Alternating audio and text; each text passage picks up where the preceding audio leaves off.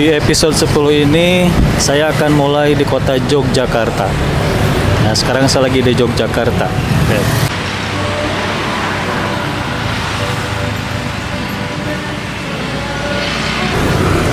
Ini tepatnya di Malioboro.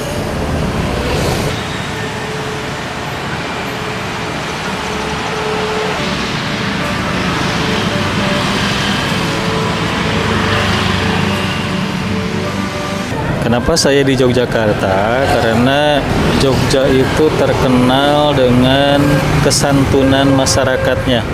Kalau saya rencananya sekarang tuh, saya pengen menunjukkan kepada Anda semua bagaimana respon masyarakat kita ketika ada sesama masyarakat yang punya inisiatif membuat konten tentang bagaimana caranya rakyat melawan korupsi.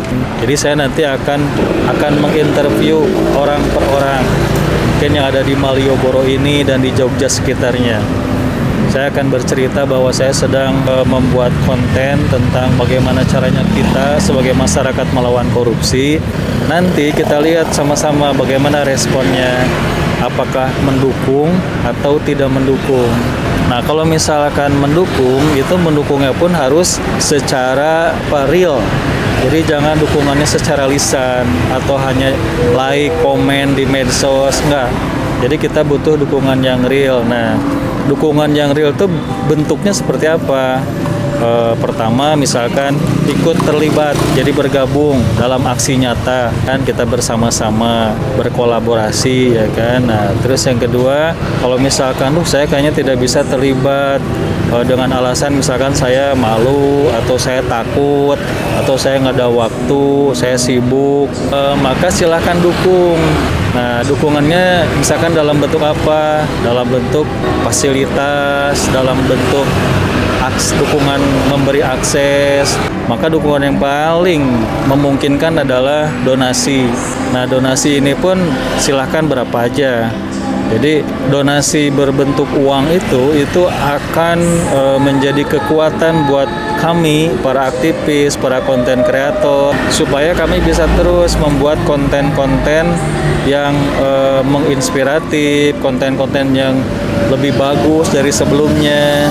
Nah, sehingga nanti diharapkan konten yang saya buat itu akan terus berproduksi setiap hari. Terus apa sih manfaatnya? Nah, manfaatnya adalah kita seharusnya sadar bahwa oh iya ya, pantesan di Indonesia korupsinya merajalela. Karena banyak di antara kita yang tidak bergerak melawan korupsi, bahkan sekedar mendukung pun tidak mau.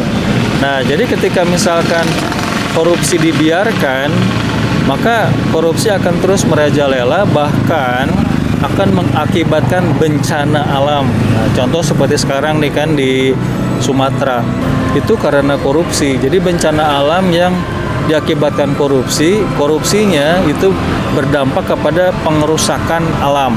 ChatGPT, sekarang kan di Indonesia lagi ada bencana alam banjir longsor di Sumatera. Nah, kalau menurut saya itu adalah akibat dari korupsi di bidang pembalakan liar.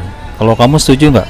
Iya, memang ada kemungkinan besar bahwa praktik korupsi, terutama dalam pembalakan liar, bisa memperparah kerusakan lingkungan dan meningkatkan risiko bencana alam seperti banjir dan longsor. Jadi, secara tidak langsung, korupsi memang berkontribusi terhadap kerusakan lingkungan yang pada akhirnya berdampak pada masyarakat. Itu kira-kira akibat masyarakat membiarkan korupsi bukan? Sehingga korupsi merajalela sampai mengakibatkan bencana alam. Betul, pada akhirnya ketika masyarakat atau tidak menuntut akuntabilitas, korupsi bisa tumbuh subur dan berdampak luas, termasuk pada lingkungan dan bencana alam. Jadi kesadaran dan partisipasi masyarakat memang sangat krusial untuk mencegah dampak-dampak negatif tersebut. Berarti sekarang masyarakat jangan diem ya, harus melawan korupsi ya? Iya, betul sekali. Semakin banyak yang peduli dan berani bersuara, semakin besar kemungkinan untuk menciptakan perubahan positif. Dengan begitu, kita bisa bersama-sama membangun lingkungan yang lebih baik dan lebih aman untuk semua. Besar kemungkinan ketika banyak masyarakat yang bergerak, korupsi akan berkurang. Tapi dengan catatan pergerakannya nyata ya, real, Terus pergerakannya pun betul-betul menuju kepada melawan korupsinya. Jadi bukan hanya gimmick, misalkan sebatas menyuarakan ya kan, atau sebatas komen di medsos, bukan. Jadi yang namanya speak up di medsos itu sudah terbukti tidak lagi efektif melawan korupsi. Jadi korupsinya tetap, karena kan tidak linier. Korupsi itu aksi nyata, sedangkan kalau speak up itu hanya di dunia maya. Tapi sayangnya di Jogja sekarang agak ketat ya. Jadi tidak lagi bisa sembarangan ngonten di Malioboro. Jadi harus ada izin. Nah, izinnya itu ke Dinas Kebudayaan UPT Pengelolaan Kawasan Cagar Budaya. Nah, tadi saya udah ke sana, dan di sana tuh saya diminta untuk membuat surat pengajuan, surat permohonan izin.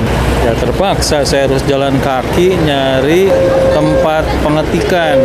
Alhamdulillah nemu. Harus naik itu dulu tuh bentor kayak begini nih, bentor nih. Sepeda motor, beca. Ya kan? Terus pulangnya jalan kaki. Pokoknya lumayan effort deh. Nah, suratnya udah dikasihin ke tadi bagian pelayanan di UPT tersebut. Nah, suratnya saya bacain ya, kayak begini nih. Yogyakarta 4 Desember 2025, perihal permohonan izin membuat konten YouTube. Kepada yang terhormat Kepala UPT Pengelola Kawasan Cagar Budaya Daerah Istimewa Yogyakarta. Dengan hormat, saya konten kreator dari channel YouTube Babah Caca, bermaksud ingin mengadakan kegiatan pembuatan konten di sepanjang Jalan Malioboro. Nama acara Street Interview, tanggal 4 Desember 2025 sampai dengan 3 Januari 2026. Waktu sore hari. Tema membangun kesadaran terkait anti korupsi di kalangan masyarakat. Peserta 2 orang, penanggung jawab nomor kontak WA. Besar harapan kami untuk mendapatkan izin sehingga saya bisa ikut berperan serta membantu Bapak Presiden Prabowo Subianto dalam hal memberantas korupsi. Bantu saya berantas korupsi.